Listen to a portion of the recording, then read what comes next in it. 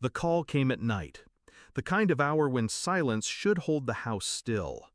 "Your niece is here," the detective's voice rasped through the line. "She ran into the station, begged us to arrest her mother." My chest tightened, though my tone stayed level. "What happened?" "Better if you come." I drove through the dark with my hands fixed steady on the wheel, steadier than my pulse. At the station I found her, small, wrapped in a blanket too large, her eyes hollow. She didn't look at me until I crouched beside her. "Uncle," her voice cracked. I gave them what I found in Mom's room. Her hand clutched the edge of the blanket like it was the only thing holding her together. The detective returned, a manila folder in his grip. He didn't speak, just placed it on the table. I opened it, and felt the ground shift beneath me. Inside were photographs, receipts, hidden phones, and letters. Letters addressed not to strangers, but to men I knew, my late brother's colleagues, his friends.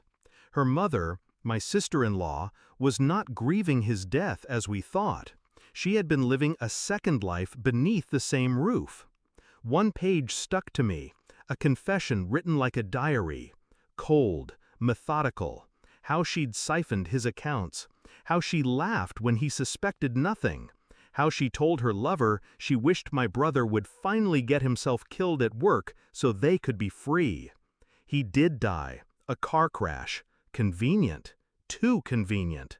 My niece shifted closer, whispering again, "She killed him, didn't she?" Her words pierced deeper than the folder. I didn't answer. I couldn't, not yet. But in that moment, denial fractured, and what remained was suspicion sharpening into something deadlier. The betrayal wasn't just infidelity. It was wrought. Inside family. Inside blood.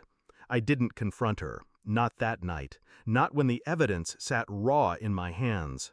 I took my niece home, laid her on the couch, and pretended the world hadn't shifted. She clung to me, even in sleep, her breaths shallow.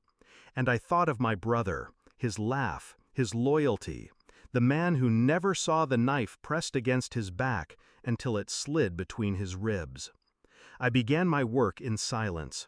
Her financial records revealed movements that spoke louder than words. Transfers, days before his death. Insurance cashed quicker than grief should allow. Hotel bookings, aliases, always patterns. I dug further. Calls traced to a number that belonged to a federal officer she once claimed was a family friend. His name appeared beside hers too often to be coincidence. And in the shadows of her bedroom closet, tucked behind old coats, I found another diary. This one written less carefully, more rage than calculation. He's suspicious. He's asking too much. If only the brakes would fail. They did. Every puzzle piece aligned. She hadn't just betrayed him with another man. She orchestrated his death. And the daughter she birthed into this betrayal was the one who unraveled it. Patience held me steady. I wanted to storm into her room, drag her into the open, let her choke on her lies. But that would give her power, panic, denial, the chance to twist the narrative. No, I would let the noose tighten first, slowly, quietly, until she felt it herself. The official report arrived within days. Forensics on the wreck, brake lines cut, a fire suppressed, insurance collected. The folder returned heavier now, stamped with finality. I brought it to her, sat it down on the table between us, the same way the detective had done to me. "Read." She smirked at first, masking fear with arrogance. But as her eyes moved, as each page stripped her bare, the smirk faded. Her hands shook. Her lips parted. A soundless plea formed, died. When she looked up at me, her mask was gone. "It wasn't supposed to happen that way," she whispered. Not denial, admission. The air froze around us. My niece stood in the doorway listening. Her mother didn't even notice. I leaned back, folding my hands.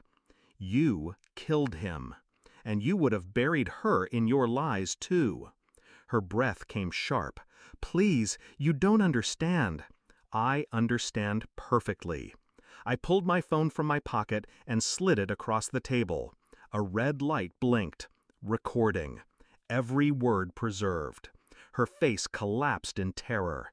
You can't. I already did.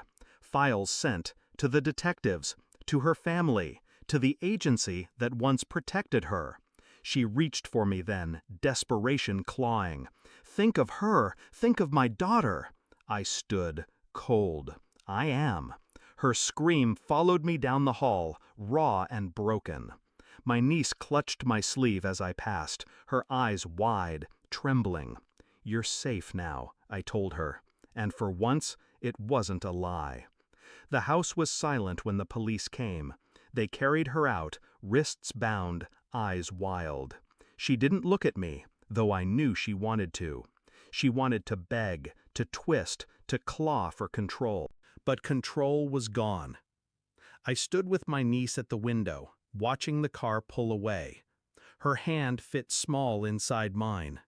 There was no satisfaction, no triumph, only clarity. My brother was gone, his wife was gone, but his daughter remained. Scarred, yes, but unbroken. I would raise her, protect her. She would never inherit her mother's rot. As the sirens faded, I whispered to myself, steady and final. She thought she buried her sins in the dark, but tonight, the dark buried her.